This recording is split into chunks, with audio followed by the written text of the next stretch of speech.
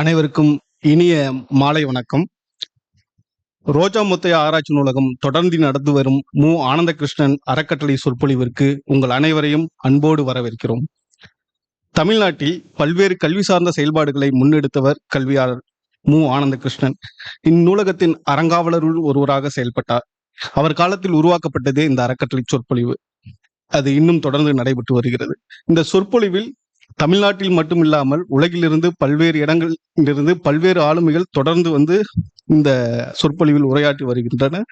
அந்த வகையில் இன்று கனடாவிலிருந்து வழக்கறிஞர் திருமிகு சுபாங்கி கலாநாதன் அவர்கள் வந்திருக்கிறார்.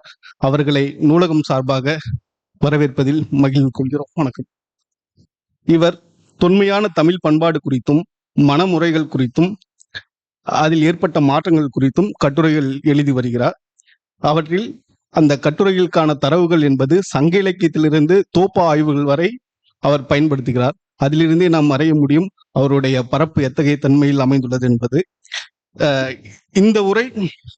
இந்த உரையில் பண்டைய தமிழ் இலக்கியத்திலும் பண்பாட்டு நடைமுறைகளிலும் வேரூன்றியுள்ள தமிழ் மனமுறைகளை பற்றி தொடர்ந்து ஆய்வு செய்து வருகிறார். தற்போது சுபாங்கி கலாநாதன் அவர்களை உரையாற்ற அழைக்கிறோம். And when I started learning about the history of Tamils is when I became very interested in Tamil. And over the years, I built that interest. And then eventually, I went to law school. A lot of years went by. And it was only after I had my son 7 years ago, I thought, why didn't I start doing something that I'm really passionate about Tamil. So I started doing this project, and I started a social media page called Vatta Pottu. And when I started it, I just thought, I'm going to talk about just random things, because in diaspora, it's not about, nobody knows about Tolkāppiyam or Kuruntokai or Sangam literature, but we want to know, why are our parents making us do wearing a pottu? Why are my parents telling me to sing the Thevaram? Why are my parents telling me to, why do we have Samati Vedas? Manjal Neerattu Vilaye? It's so embarrassing. Why do we have that? அவள கேள்விகளும் எங்கள் மனதில் இருந்தது. அப்ப அங்க இருக்கிற அந்த இளைஞர்கள் மனதில் அந்த மாதிரி கேள்விகள் தான் இருந்தது. அப்ப அந்த கேள்விகளுக்கு ஒரு பதில் தேட வேண்டும். But being a lawyer, it was important for me to have evidence-based research. So that's when I started reading and self-learning. And eventually, so when I started the page, I would put out why do we do this? Why do we do that? Why do we wear flowers on our head? What's the research behind that? And things like that. And eventually one of my friend was getting married. And up to that point, I didn't know what I was going to do with the page. And Adhavan here actually messaged me, I remember at that time. And he said, what is your plan with this page? And I said, I don't know. I don't know at all. But eventually, when my friend got married, she said, I don't want an ayir, but I want a Tamil wedding. Is that possible?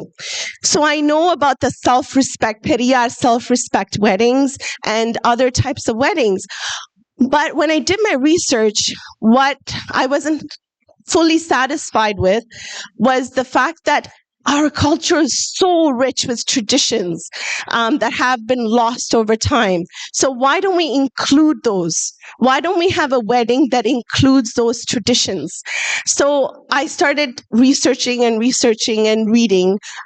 Topa's books was really something that changed my life.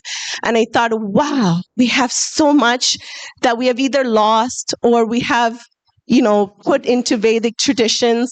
And why don't we reclaim that? And this might be an opportunity for us to talk about it in the diaspora, especially among youth. So I started doing the research, and eventually I came up with something. And we've done around 10 weddings, about 5 in person, and the other 5 is we would train somebody to do certain rituals, and they would do it. So all the pictures you will see today are from the weddings that I've conducted. And as we're going through the pictures, I'll tell you.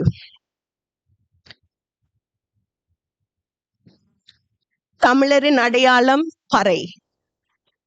But I've been in my community, Parai is seen as something that's very inauspicious.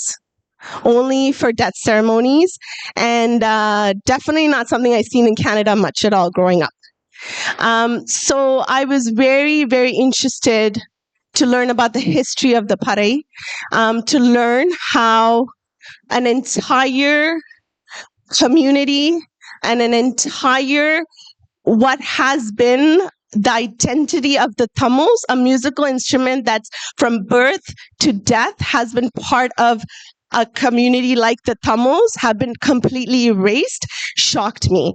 And I thought, and then I started looking more into it, and I realized that, wow, like this is an instrument that we have to revive, but not only revive by playing at events like, community events, you see it, but we have to bring it back to a wedding. மங்களகரமான நிகழ்வுக்கு நாங்கள் மறுபடியும் எங்கள் அடையாளத்தை கொண்டு வர வேண்டும் என்கின்ற தீர்மானம் எடுத்தேன். So I tell my couples we have to have the pare. So we have two options. So here we have a group of women who actually in Canada, they perform the pare at weddings and events. And they teach to the youth as well.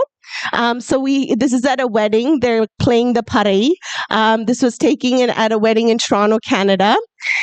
And also the conch as well. I've learned that the conch, it was used to call a village to make an announcement for people to gather in a village to start something. So I would start with playing the conch, and then the pare music or the live group will come, and then the pare will start. So that's how I started the ceremony, again starting to break the stigma, the barriers that we have held all these years. And then so I haven't included this, these are all just the key ones. So the next one is the engagement. But before we go there, you'll see here, you'll see pictures here. So one of the things that is different from the Hindu wedding is that there's no fire. And that's because that it's not that, I want to be very clear, because when I say the Tamils didn't worship fire, people are like, what do you mean? We worship the 5 elements. But it's not that we didn't worship the fire. We lit lamps. We have things like Kartigai Deepam that really in the diaspora is also dying, that I'm also trying to revive, doing events for Kartigai Deepam. But we never had a sacrificial fire in between for weddings. But the first thing that I also tell couples is that in Tolkāppiyam says that, for a long time, Tamils didn't even have a wedding per se. They fell in love, they lived together, they went on with their lives, and then over time, the institution of marriage, came to be, and there's rituals for that. But the rituals that I do, I also tell them is not, I want to be clear that this is not exactly how Tamils conducted a wedding, but it's a celebration of being Tamil. Celebration of the traditions that we have lost over time. So you won't see the fire there. Instead, you will see what Tolkāppiyam says about the 5 nilams, ainthinai valipadu. So we have that. I've put that as in pictures. And then I'll also talk about this. The stone is a representative of Nadakal valipadu. So our hero stone valipadu. We have the Tirukkural. That is something, whether it's the self-respect movement, the weddings, you will see the Tirukkural, of course, is part of that as well. And then here we have something that I've just created with each of these things. The flowers are from Kurinji Nilam. The sand represents Pali. So we have different, so this is the setup. So the fire setup that you'll see in Hindu weddings, you won't see here. Another important thing is that I don't say anything in Sanskrit. Everything is done. So the mantras that I say are really from Sangha Ilakyam, or ones that I talk about. So I say it in Sangha Ilakyam, like a passage from that, and then I'll explain it in very simple Tamil, and I explain it in English. And my whole ceremony is only an hour, but we make sure that, we explain things properly. And another key part of this is that the engagement, what we say Nichyadartham is actually a Sanskrit word. The right word is ole or edudal. And for that, I talk about how in a village, the elders will gather together and then the parents will say, okay, so-and-so's son and so-and-so's daughter will get married, and they consent to the marriage, and then the ceremony goes ahead. And so this is a representative of that.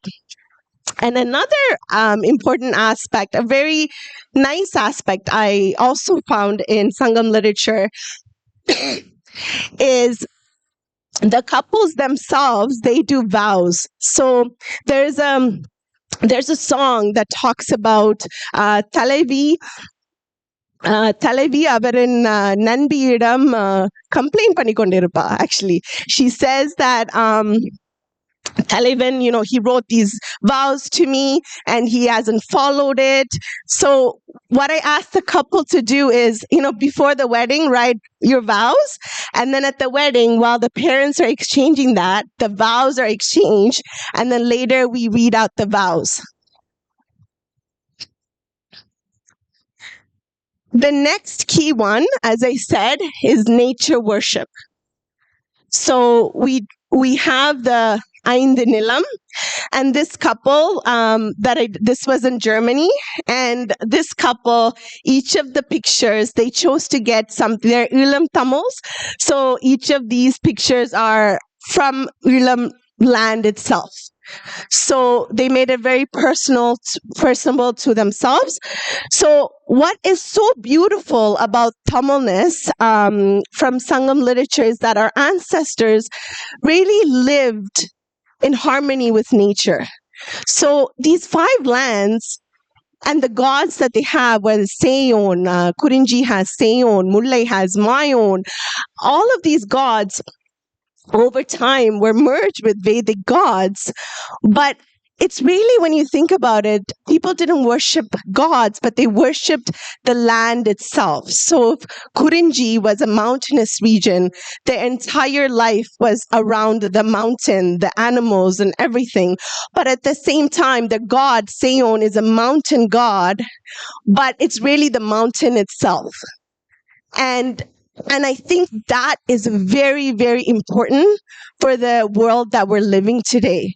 So as we teach our kids, as we teach my son who's 7 and who's here today, and my daughter, like, I want to tell them that, preserve, how do I tell them preserve the nature, respect things around? For me, religion is something that is very interconnected with the world we live in. And so this sort of ritual, I think, is very beautiful to say that our ancestors really took care of the environment because they thought the environment was God. So we do this, and how we do it is, I would put flowers, and it's what I said. So this one I created myself. I would say the 5 nilam would be there. I would put flowers, and I would say what I said. எங்கள் ஆதி குடிகளான குறிஞ்சி நில சேயோனுக்கும் முல்லை நில மாயோனுக்கும் மருத நில வேந்தனுக்கும் நெய்த நில கடலோனுக்கும் பாலை நில கொற்றவைக்கும் எங்கள் மாரி அம்மனுக்கும் எங்கள் தமிழ் கடவுள்கள் அனைவருக்கும் மனமார்ந்த வணக்கங்கள், மனமார்ந்த வணக்கங்கள். And as I say it, the couple would put the flowers in front.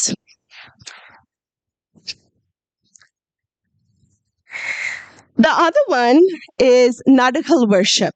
So, if you know, எங்கள் வீட்டில் சாமி அறையில் சாமி படங்கள் இருக்கும். அதே நேரம் உங்கள் முன்னோர்களின் படங்களும் இருக்கும் இல்லையா பொதுவாக. அப்படித்தான் என் வீட்டிலும் இருந்தது.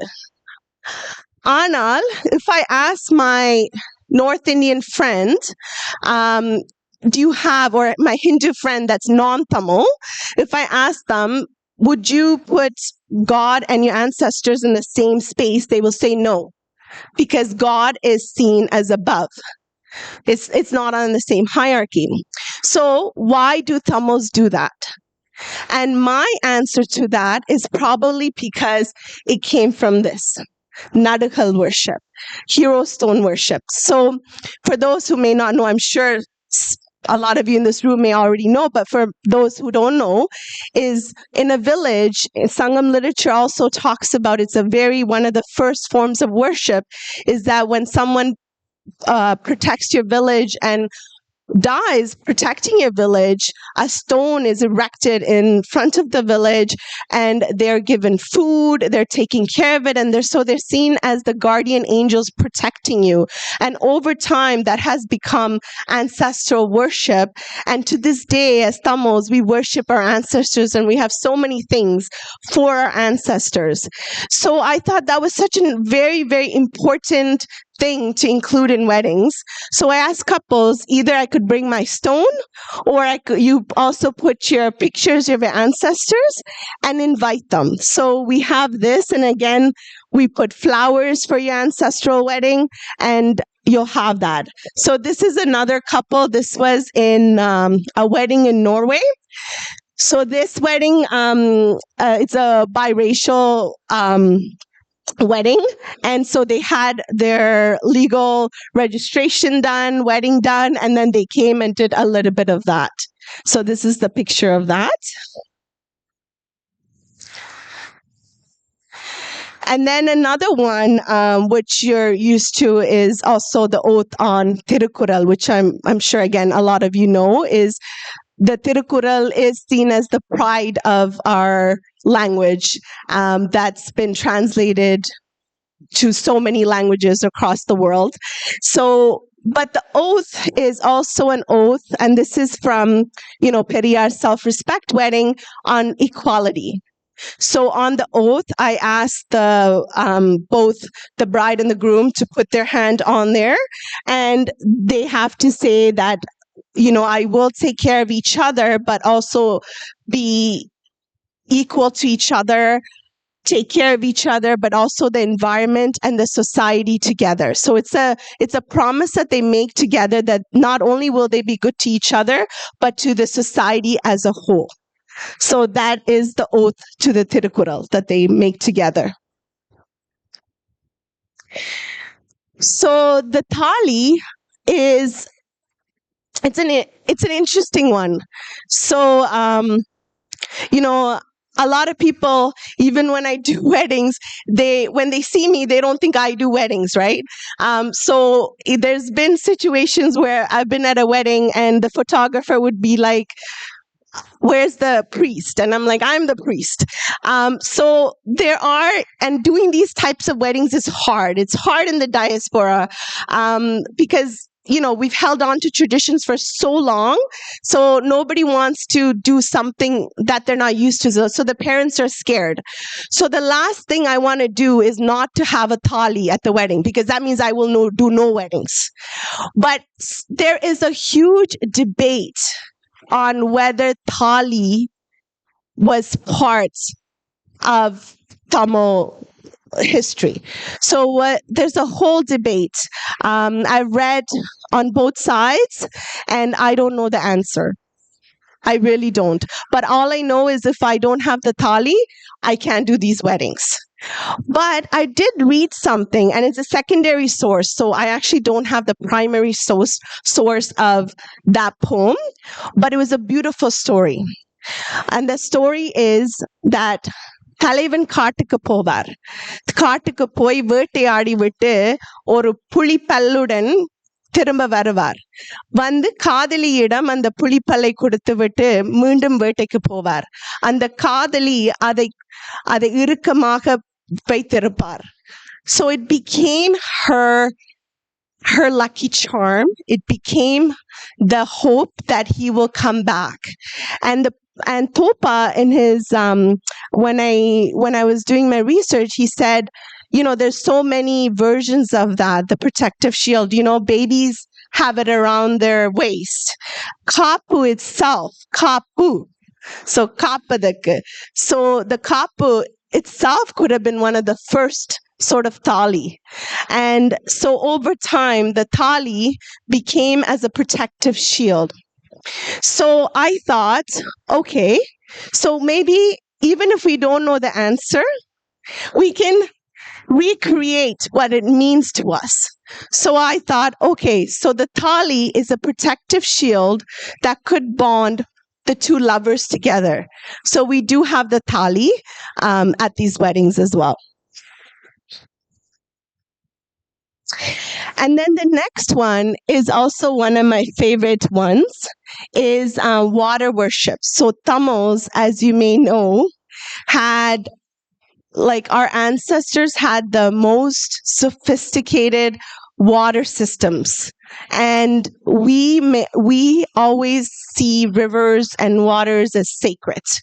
And there was something that I read that also talks about when a girl gets married and, you know, she goes to her husband's house, the first thing that they do is they go to the well, so to the kinnara behind their house, and she puts a vettila, a betel leaf, into it, and then asks the river goddess to take her as also the daughter. So I thought this was such a beautiful tradition and a reminder that, you know, how our ancestors, again, preserved the environment. So I asked my couples, and my couples, most of them have never seen a kinnara in person. So they haven't seen a well in person.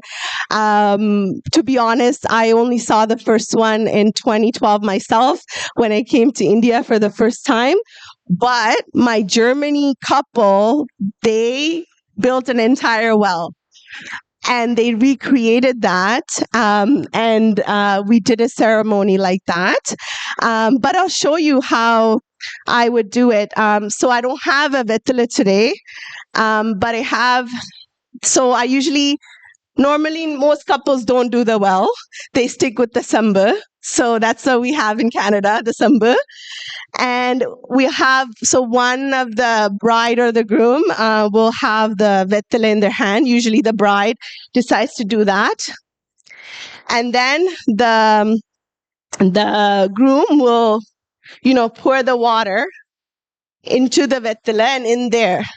And while they're doing that, I would say my favorite Aviyar's lines.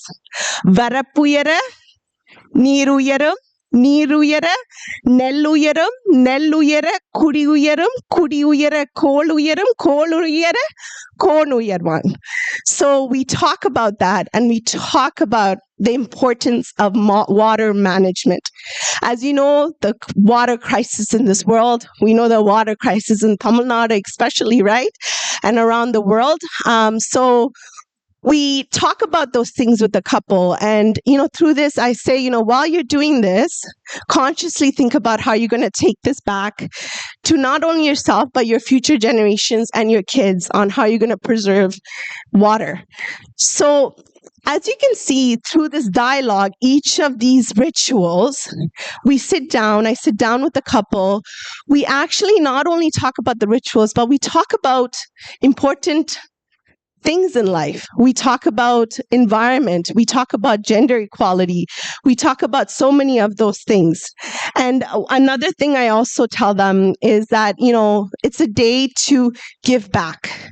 Sangam literature is full of references, whether it's on Kartige Deepam or other things, which was called Peruvila, to give back, to charity. So I say, you know, choose a charity of your choice that day and give back. And I also announce which charity that they're giving back. So that's another one that we do. So a key one that we also do is that we don't have any sort of discriminatory practices. So the whole notion of widowhood and Videvegal can't be part of a wedding. There's no Kanyadanam. So we don't have, a couple that has to come and do it. Your mother, your father, your friend, whoever can do it. So we talk about those things. There's no sort of discrimination at all. And here in Sangam literature, there was something called Silambu Kalinonbu in Sangam literature, where before a girl gets married, they would have a ceremony where they would take her anklet off and declare her as a now you've grown up, and then they'll have a bunch of ladies come sing songs and give her marital advice to be a good, and there's a song that says that, be a good wife, be a good, make sure you give him children and listen to him and be a good wife. And I said, okay, because Bharadiyar has said that, if Katpu is for one side, it should be on both sides. So we do a nice ceremony where the Manjal ceremony that's been done, we do it for both of them with just sprinkles of water, and both the groom and the bride get people to come bless them and give them marital advice. So again, equal on both sides. So we've tried to keep it as equal as possible, but of course, there's always ways to learn. And so that is my wedding portion. So I've included some of the key ones, but as I said, from the diaspora, one of my key things is also I want to spread Tamils to people like me, in the sense that people who are either born or who came to the diaspora young, who actually don't know Tamil themselves.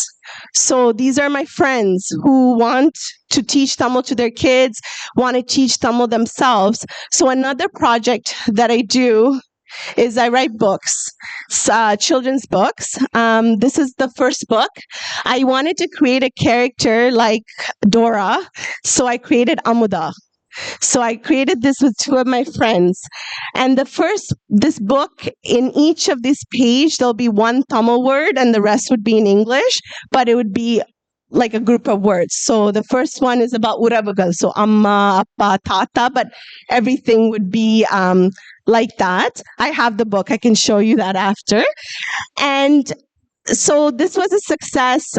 We sold over 2,000 books, and it was a hit in the diaspora because, again, I also added Bharadiyar. We also added Bharadiyar quotes into it, so kids got to learn about Bharadiyar, but also see how a kid in the diaspora lived as well. And now we're writing our second book. Our second book is very ambitious. We wanted to create a book that taught children about Tamil history, but is accessible as possible. So Amuda is playing video games, going through the 5 regions, the Nilangal, and meeting historical figures. Because my kids and myself, I only read about, and it's great, but I only read about Nelson Mandela and this kid's book, or Martin Luther King. I want them to know about Velu Nachiyar and everybody else in a fun, inclusive way. So again, Amuda will pass, the previous page is Amuda passes through the mountain, which is Kurinji Nilam, and then she comes to the mountain and she asks, again, there's one word that's in Tamil. And then after Kurinji, she will have to pass. You see the levels at the top? She has to pass Mullai Nilam, and her friend here is Tolkāppiyam. She calls them Tolls. So Tolls is on every page. So Tolls is following her and guiding her. So that's her friend is Tolan. So we thought Tolls or Tolan, and my mom was like, Tolls, really? So we decided on Tolan. So Tolan is helping Amuda get through it. And then Amuda will eventually meet Pandaravanyan, who is, you know about Rajaraja Solan. Pandaravanyan is one of the last kings of Ulam. So we included one Ulam king. We included Velanachar. We have some other characters that you all know. But we wanted to create one extra character that's currently living, who's a legend. So we want to include A.R. Rahman, but I don't have connections to A.R. Rahman. So if any of you do have connection, and I'm asking this seriously, and I've made a bet with my husband that I will include A.R. Rahman because we need copyright issues. And so please do give me, if you have any connections to A.R. Rahman, we really, really want to include him in this book and make this accessible to all the children to learn Tolkāppiyam, to learn about our ainthinai, to learn about Tamil, and to just love Tamil, and not in a textbook kind of way, but in a very authentic, real life way. So I hope that happens as well. And we also have other projects as well in the diaspora, and I have a lot of friends who have been helping me as well. So getting books from India has been so difficult for me, and my friend Lokesh over there has been super helpful and has given me so much support in gathering research, gathering books, and there's been so much other things. Lokesh, you want to say a few words? No? Okay.